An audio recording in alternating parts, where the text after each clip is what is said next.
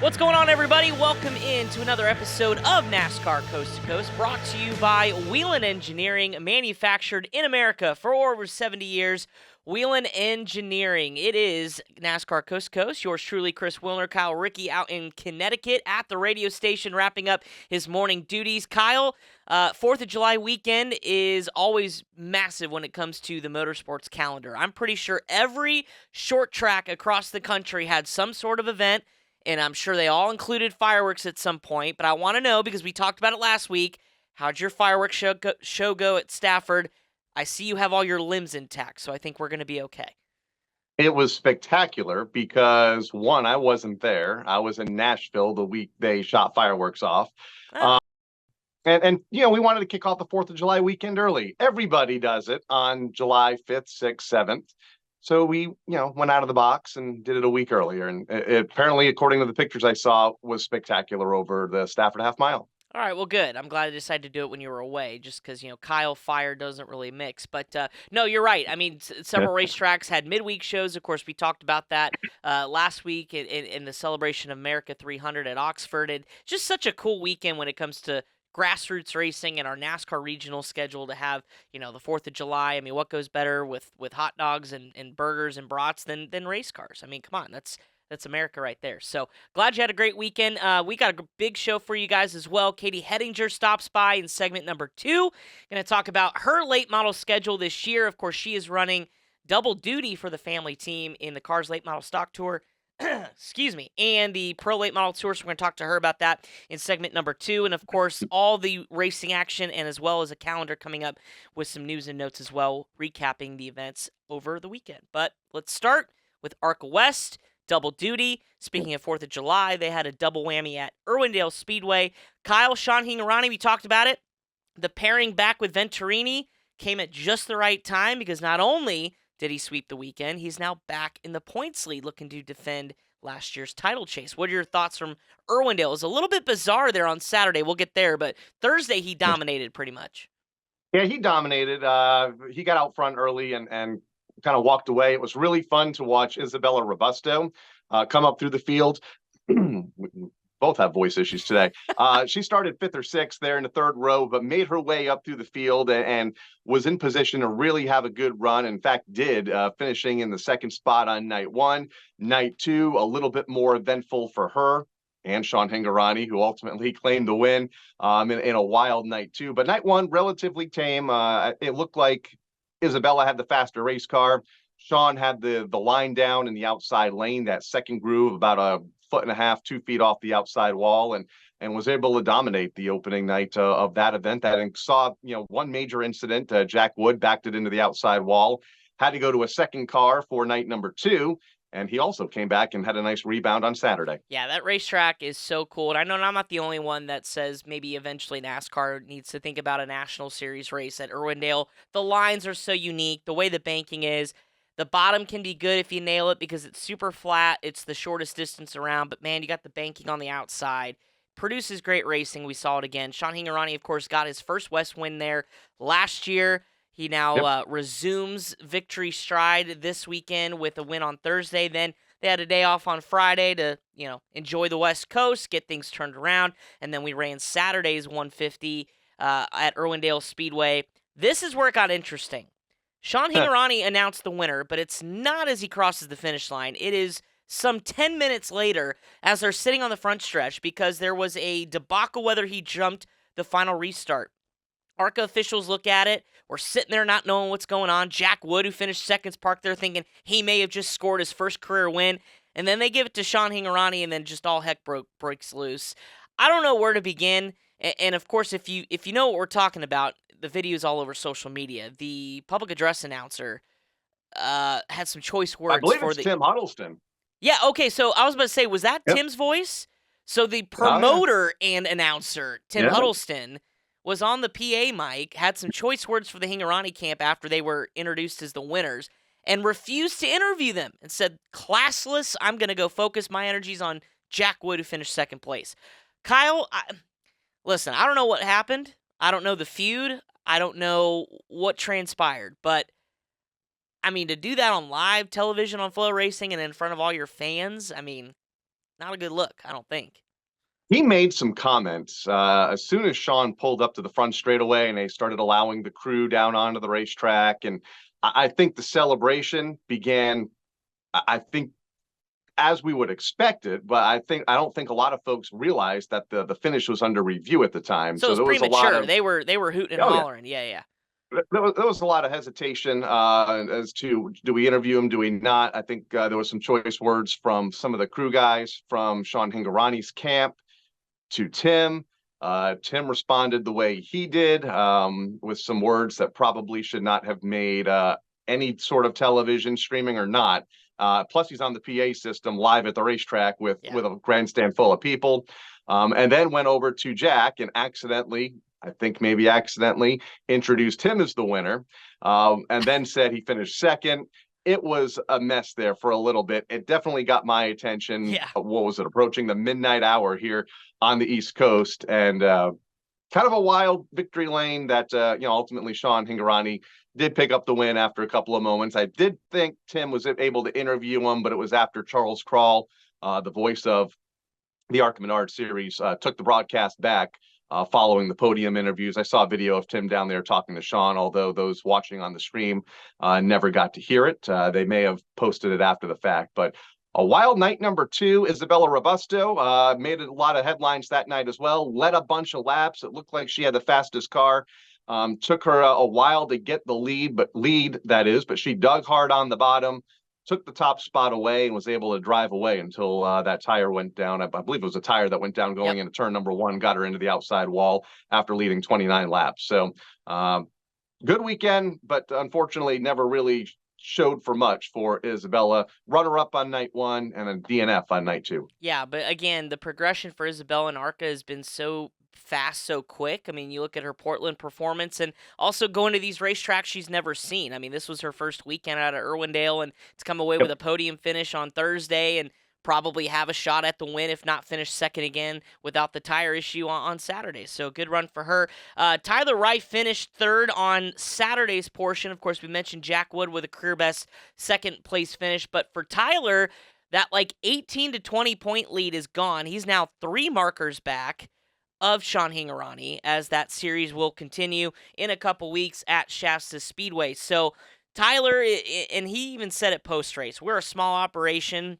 You pair up Sean back with Venturini Motorsports, who's got a full operation down here in Charlotte, North Carolina. It's going to be a tough hill to climb, but I would expect those two to battle each other for the championship as that series resumes. So interesting, wild, but entertaining, I guess to say the least, was our recap from Irwindale. Good stuff. Back on this side of the country, Cars Tour with the Firecracker 265 at Caraway Speedway. Kyle, I don't know what it is, and I know folks, I sound like a broken record on Twitter over the weekend. Cars Tour continues to deliver, and they did it again with an absolute gem of a race. It was a 4-car battle at the front. We had beating and banging all afternoon, all night long in the feature, and it came down to about 4 cars, and it was who could move who at the end, and it was Brent Cruz who took it to Connor Hall for his second win of the season. But I mean, Kyle, I was standing at the hotel in Chicago watching this go down because it was incredible. Yeah, Carson Kvapil, part of that battle late in the race as well. Brent Cruz, Connor Hall, side by side coming down to the finish. 3 wide with a couple laps to go, like you mentioned, all bouncing off each other, moving each other out of the way. Spectacular racing from start to finish. One scary incident, kind of bizarre rollover by Corey Hine midway through the event, but you're right.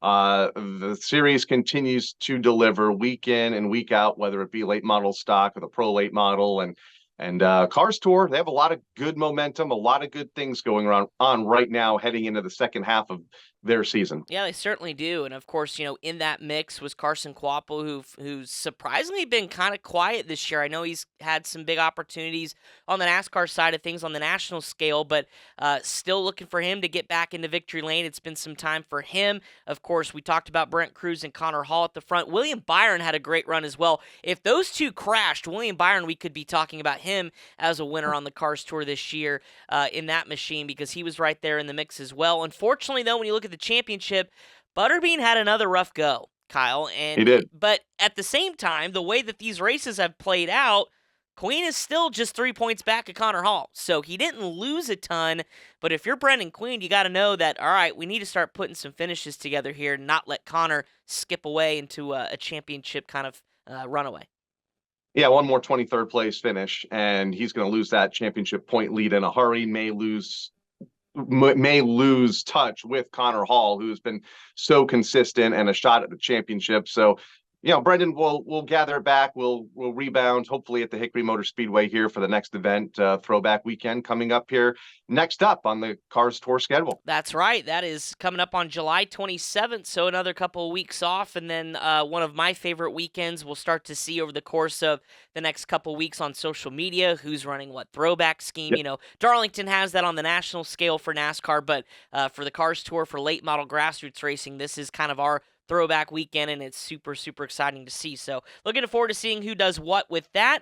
And again, it's been really just well documented that I think we'll start to see more of these NASCAR drivers coming back to the Cars Tour, like we saw Corey Heim, and we've seen others do it as well, William Byron and many. Yep. So, and Kevin Harvick. I know Dale Jr. is getting ready to run the Hampton Heat as well. Yep. Coming up. That's not a Cars Tour race, but for the Virginia Triple Crown. So a lot going on the late model side of things here in this side of the country. Now, we did have a race last night, a Tuesday night special.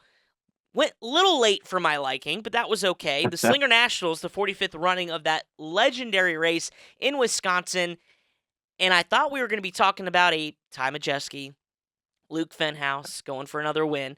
Oh, no. Yep. We have one of their local track champs, a 3-time track champion, Brad Mueller, getting his first ever Nationals win, but it came by courtesy of DQ. Kyle, explain what in the heck happened post-race. Well, it was a body issue for Andrew Morrissey, who led most of that race, especially in the second half, was able to avoid all the carnage, went through tech late in the event, and the body did not fit the template, I guess is what came down ultimately just before the midnight hour, or I guess into the wee hours of the morning their time. So there was a change of the results about 1 a.m. And like you mentioned, track champion Brad Mueller picking up the race win. I saw some post-race coverage with him. I think the sun was about to come up, and he was extremely happy. He wasn't sure what to say. Wishes it could have happened on the racetrack at the checkered flag and not in tech. But like he said, a win's a win. That's right. In one of their biggest events in that part of the country. Yeah, and you got to get him how you can get him for sure. And I know he's pretty emotional about it too. For those that don't know, Brad has been doing this since I was 3 years old, 1995. I mean, that was his first attempt in the Slinger Nationals. He is no stranger to that racetrack, obviously, with his success, but that event alone has eluded him for so many years. So I think it was really cool, although he didn't cross the line first, to see the emotions, what it was like for him to get crowned as the winner of the 45th Slinger Nationals. Some other winners over the weekend, Kyle. Joey Dorian wins the Celebration of America 300 for the past series at Oxford Plains. Of course, that was... they were dodging Mother Nature as well. Kyle Busch was in the field, unfortunately crashed out pretty late in that race. I think inside 30 laps to go, but $40,000 goes to Joey Dorian. And Ruben Garcia Jr., NASCAR Mexico, slowly but surely getting their season all but almost wrapped up. They only have a couple more races this season, but he takes a good chunk out of the championship lead. He's only now 3 points back, with Andres Perez still in the mix for that as well, one of our ARCA drivers. So congratulations to Ruben. Kyle, anybody up in your neck of the woods that stuck out? Ruben Garcia, one of the nicest people you'll ever meet, by the way, has been on this show many times over the years. Smart Modifieds, they were in action with a marathon event this past weekend at the Caraway Speedway for 99 laps, the Revolutionary 99. Bobby Labonte winning in a 3-wide move that ended in some contact on the back straightaway. Labonte picking up the checkered flag in a race that went 2 hours and 7 minutes on Saturday night. So it took a while. It was a marathon there for the Smart Mods, but Labonte, the former NASCAR champ, NASCAR Hall of Famer, getting it done once again in open wheel racing down south. Yeah, absolutely. He's been on a tear this year with the Smart Modified Tour. We talked about him back in April when they began their season kind of being really strong, and him and Ryan Newman getting after it. So really cool to see Bobby park it back in victory lane. Well, speaking of short track racing, our guest this week, Katie Hettinger, standing by on the other side of this break. Of course, she was just up at Caraway. We're going to dive in to her late model career. What a great story for the young lady out of Michigan. Ran for Anthony Campy Racing, now is running the house car for her family and doing a nice job at it in her full first-time season on the Cars Late Model Stock Tour. We're going to talk to Katie Hettinger next after this short break. You're watching NASCAR Coast to Coast, presented by Wheelin Engineering.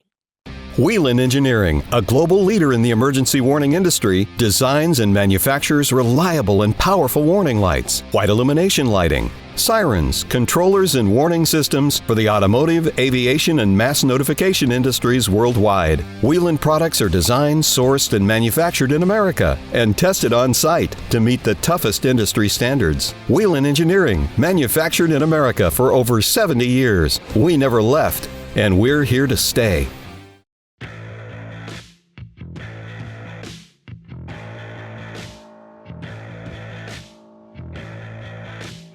Welcome back to NASCAR Coast to Coast, brought to you by Wheelin Engineering, manufactured in America for over 70 years. Wheelin Engineering, and joining us now over the phone, it is Miss Katie Hettinger, driver of the number 71 Hettinger Racing Pro Late Model, and of course also competing in the Late Model Stock Division as well. Katie, I know you've had a busy season so far, but how would you summarize it as we sit, I guess, about the halfway point, would you say? Yeah, it's definitely been a crazy start to the year. It's flown by. But we've been racing as much as we can. It's been an okay season. We're running the Cars Tour Late Model Stock Series this year. So it's definitely been some hard competition in the late model stock class. But we're just trying to get as much experience as we can and get the best finishes as we can.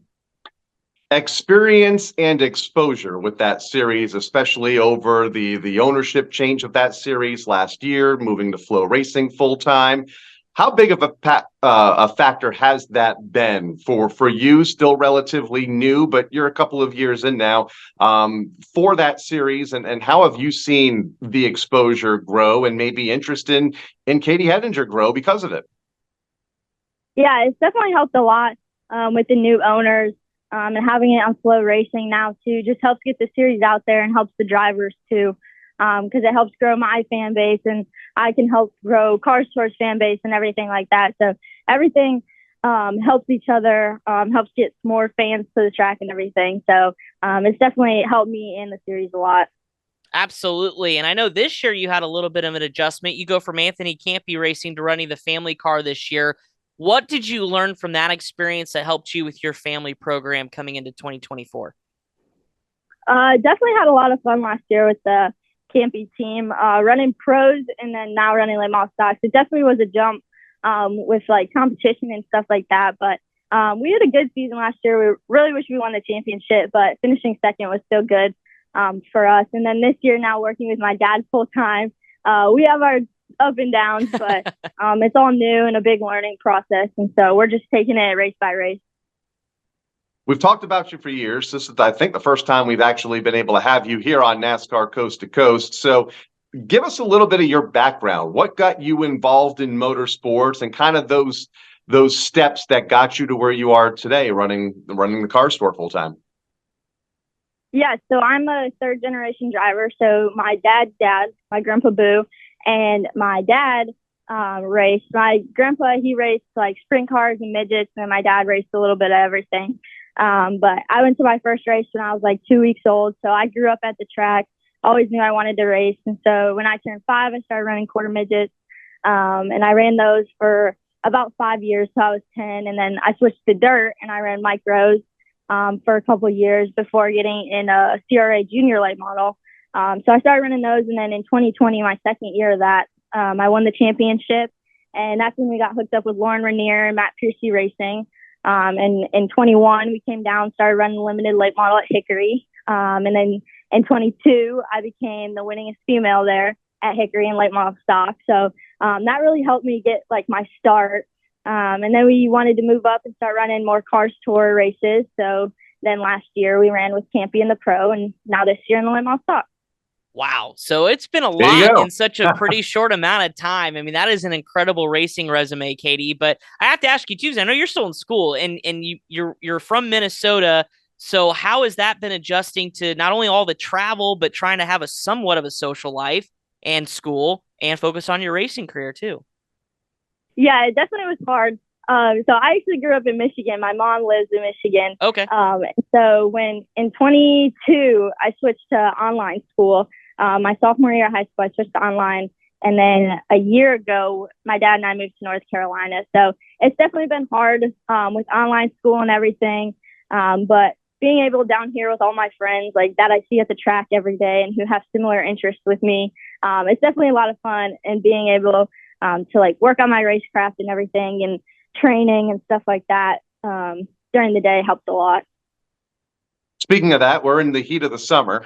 There's a lot of drivers out there that are having to combat that heat for 50 or 200 laps at a time, depending on where you are and what night and what type of car. How do you combat the heat? How have you been able to? You're still young, but I know it's a problem with a lot of drivers around the country, just trying to stay hydrated. How do you combat some of these long races in the dog days of summer? It's definitely hard. Growing up in Michigan, it never got this hot. Yeah, North Carolina, it's been really hot this summer. But I drank a ton of water. Like, obviously that's a given, but water and Pedialyte are my big things. Hydrate like weeks before.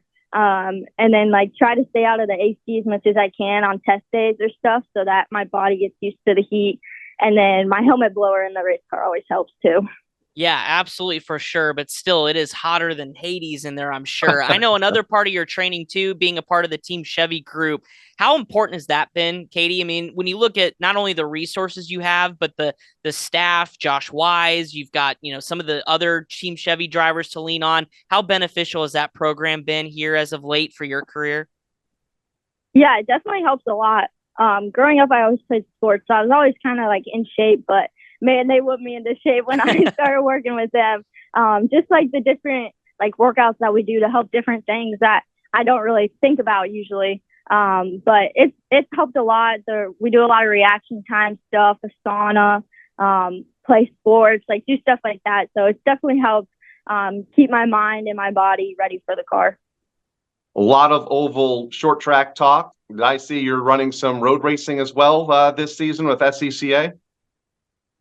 I think we were looking at it. I'm not too sure if we're still going to do any of it, just with a bunch of the oval stuff that we have planned. We're hoping to run a few ARCA races. So I think we're going to try and focus more on that than the road course stuff at the moment. Well, that's awesome to hear. Love to hear that you're looking at those opportunities. But I remember also getting to watch you a little bit down here at Millbridge running the micro. What's the plans for that? Any more of that this year? Because we always love seeing you slinging some dirt on Wednesday nights. Yeah, it was a lot of fun. I don't know. Last year we had our own car, and this year I'm switching back and forth with a couple drivers. So I'm not too sure when I'll be back in that thing, but hopefully soon because it's definitely a lot of fun down there. Absolutely. Final question for you: when it comes to looking at your future, your short-term goals, what are you hoping to accomplish here for the rest of 2024 and then beyond? When you want to look 3, 4, 5 years down the road, I know you just mentioned some ARCA opportunities possibly in the near future for you. Yeah, I think probably short term the rest of this year was maybe get a top 3 or at least maybe even a win in the late model stock series. That's a big goal just with the competition and everything. But even like a top 3 or top 5 would be pretty awesome. And then just long term, I guess, however it plays out, I'd love to get to trucks and Xfinity.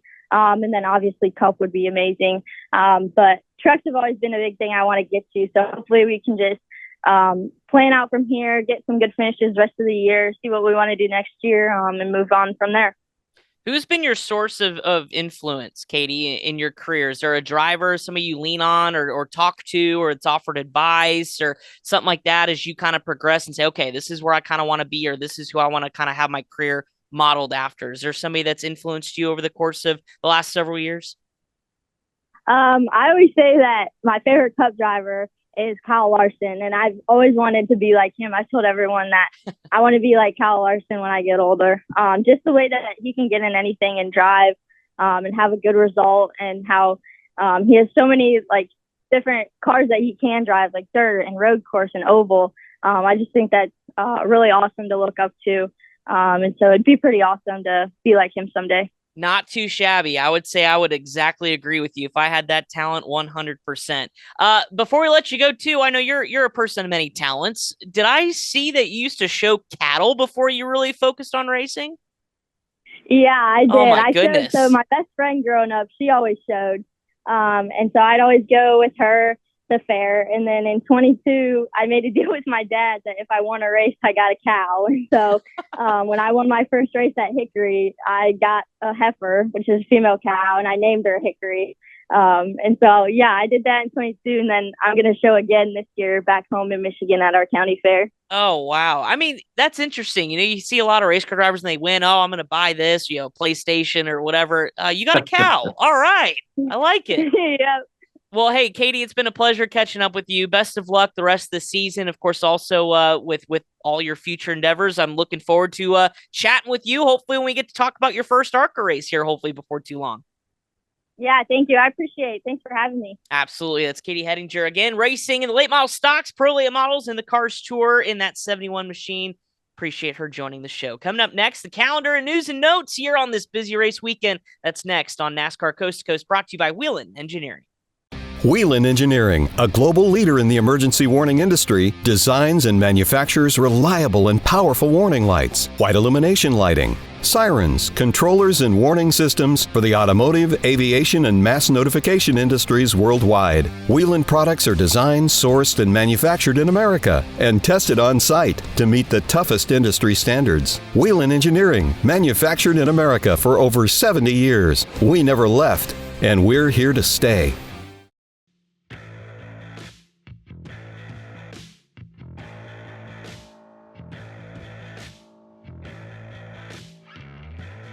Welcome back to NASCAR Coast to Coast, brought to you by Whelen Engineering. Great conversation, Kyle, with Katie. Stars on the rise in her short but very successful career. I mean, it feels like yesterday we were talking about her when she won at the World Series of Asphalt at New Smyrna, and now here she is contending for good finishes in the Cars Tour. And won't be too long, I think, till we see her really contend for race victories, as she's talked about.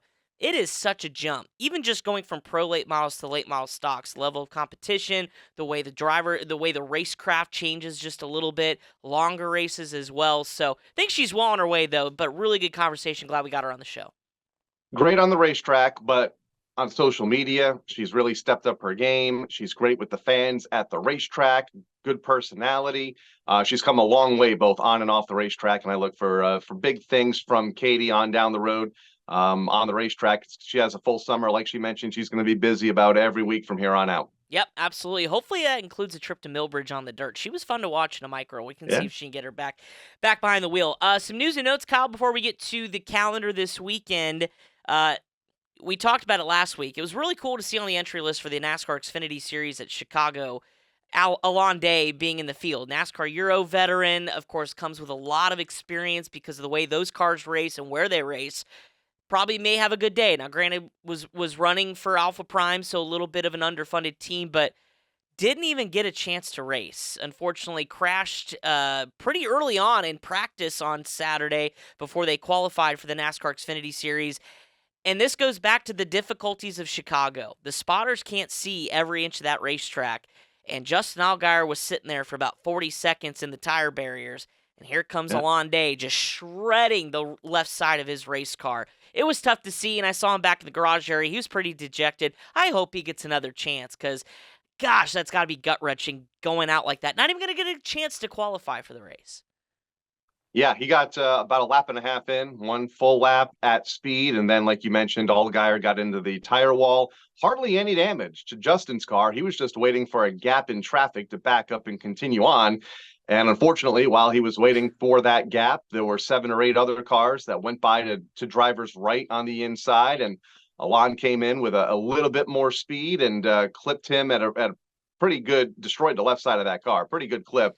And Justin obviously had to go to a backup as well. So ruined 2 days, and for Day was never able to get to the racetrack or get on the racetrack to qualify and then ultimately compete in the event. Yeah, big bummer for a long day. But I tell you what, Mhm. one of our NASCAR regional drivers had a great day. That was Connor Mosack in that Junior Motorsports 88 machine.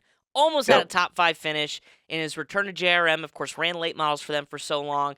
Kind of a welcome home story. That was kind of the positive side of that deal is we had one of our regionals drivers, and then we had Connor Mosack do a really good job there on Saturday. By the way, speaking of big news, of course, we talk about Rodney Childers and his late model background and being involved with the KHI late model group. Well, he's got a new home in the Cup Series. That was announced this week that Rodney is going to be moving over to Spire Motorsports in 2025, going to link up with Corey LaJoy.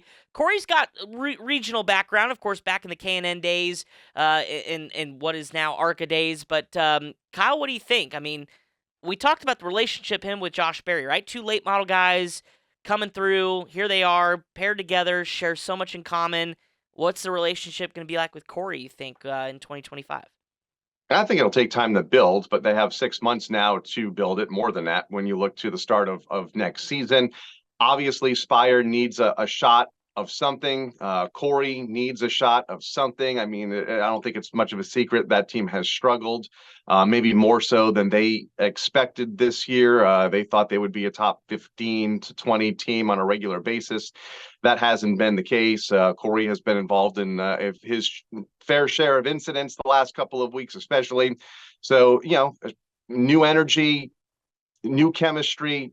You never know what could happen, but obviously Rodney has a lot of experience running toward the front of the field, and I think that's what that team needs, and that's what Corey needs behind the wheel. I'll wait and see what happens with that again in 2025. Back to the regional level, Luke Fenhouse. We had him on the show not too long ago talking about his late model stuff, and I asked him, what's on the national schedule? He said TBD. Well, he announced it after running Gateway and finishing in the top 10 in the Truck Series. He is back for 2 more beginning this weekend at Pocono, and then, of course, at the short track at IRP in Indianapolis next week after that. So back-to-back weeks for him in the Truck Series.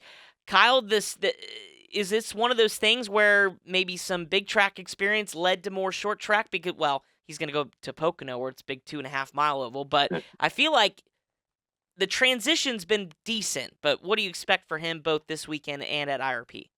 Yeah, I don't know what to expect. I feel like a lot of these short track guys, they excel at a place like IRP. We saw it with Lane Riggs when he made his debut there a couple of years ago. Several of the drivers go to IRP because they're comfortable, and a lot of these touring series race at IRP. So it's a good opportunity to go to a national event and have track time previous to that race.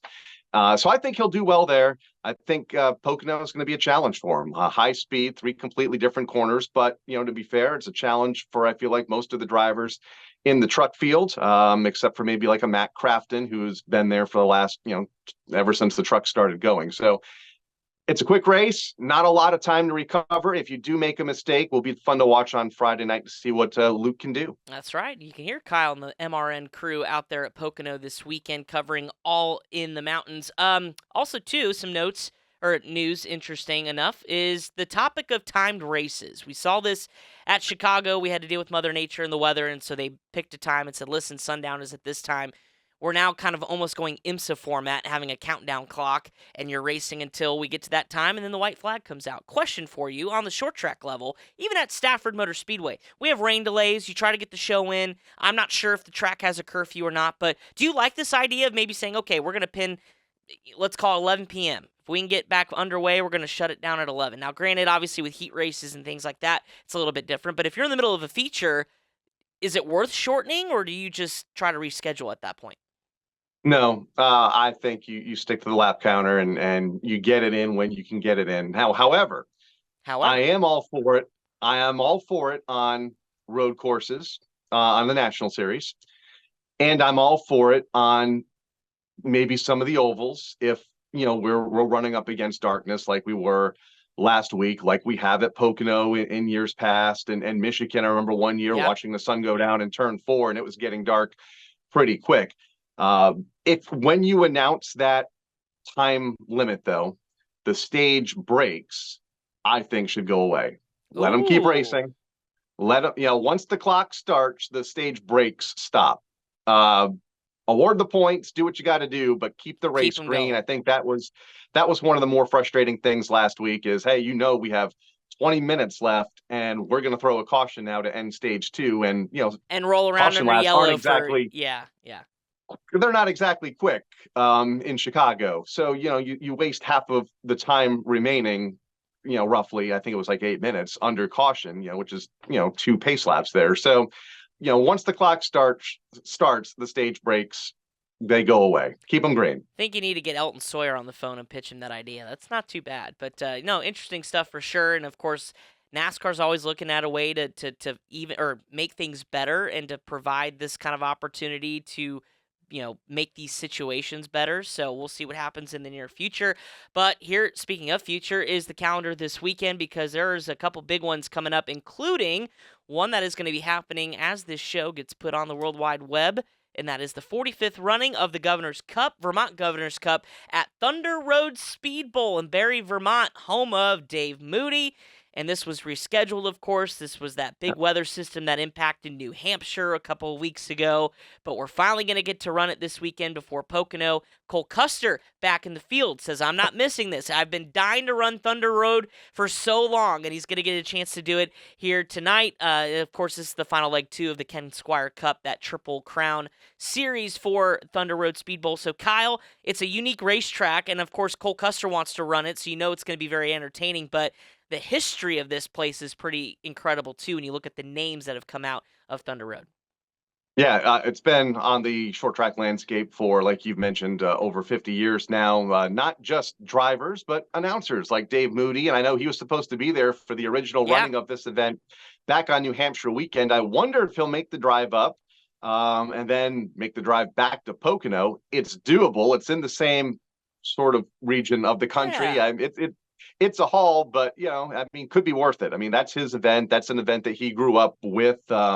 Going to be a great field. Thursday night at Thunder Road. There's nothing like it. Chris Pelkey, Jimmy Hebert, Scott Dragon, some of the names that we'll be watching to contend with drivers like Cole Custer when they go into the green flag here, hopefully later tonight. I think the weather's going to be okay for them up in Vermont, so we'll see. Hopefully they can get it in. Yeah, absolutely. I think fingers are crossed, things look good, but man, what a couple of weeks between the Slinger Nationals, of course, Governor's Cup, and then Redbud 400 is around the corner. I believe that's next week. So we've got our Crown Jewel segments. Of course, don't forget about the Virginia Triple Crown continuing as well. So lots going to come up here in the next couple of weeks. NASCAR north of the border in Canada, NASCAR Canada Series, playing on the dirt for the first time this year. Oshweekend Speedway. And Chase Briscoe is going to moonlight and take his dirt talents to try to battle these stars and the cars of the regular series leaders in the NASCAR Canada Series. This is a cool racetrack, Oshweekend. Of course, I've seen plenty of sprint car races up there. Tony Stewart's been up there in the sprint car. But Chase Briscoe, we saw actually Stuart Friesen last year run this race. I think Chase could have a good run and finish top 5. What do you think? Oh, absolutely. It's going to be a great event. He's in a good ride. He has a lot of dirt experience, and he has the knowledge of what it takes to get a race car around on a dirt track. So look for Chase to run well in expanded field, as it usually is for the NASCAR Canada Series whenever they get to dirt tracks and road courses. For that case, a lot of road course ringers come out for those events. A lot of dirt track regulars come out for these events, and also on Thursday night. So we're going to have a plethora of racing to watch here later this evening as this show airs. Guys like Don Thompson Jr.